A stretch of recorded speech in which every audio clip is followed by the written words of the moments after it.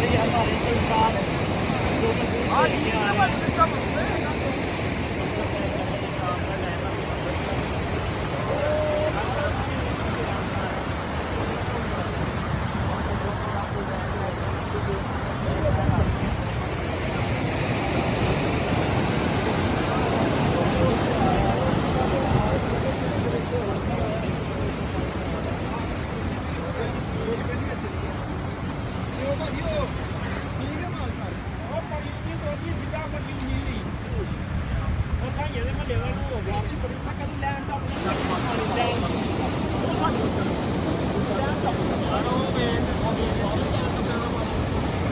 इस टाइम हम खड़े हैं गुनाहुर पे, जो रेलवे लाइन है जो उस पे खड़े हैं जनाब।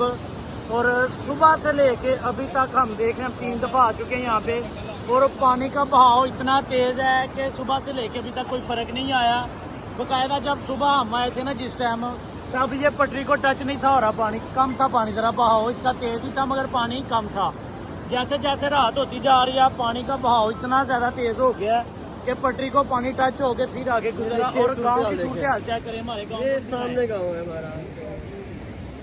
और भाई ये गुनाखुर्द की सूरत हाल है। और बैक साइड पे भी दिखाते हैं नबील भाई, ये देखें जरा बैक साइड से पानी किस तरह से आ रहा है, दोनों तरफ से गाँव है, गाँव तक पिछले ये इंडिया की तरफ से भी पानी बैक साइड से आ रहा है। इधर जो पुल है नेकापुरा सिटी की तरफ से गांव में जो नहरें निकाली गई थी, ये उसके 2 बंद नजर आ रहे हैं बस। बकाया सारा पानी निकासी की तरफ से भी आ रही है, पीछे से पानी, ये सारा पानी गांव की तरफ जा रहा है। आगे पसूर रोड है जिसका भी पुल भी टूट गया हुआ है।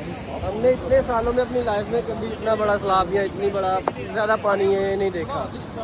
ये देख सकते हैं पानी की आवाज़ जो है भाई खतरनाक कैसे।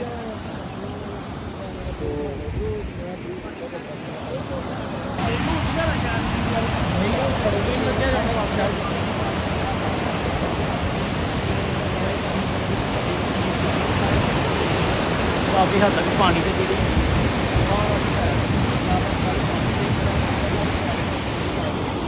वो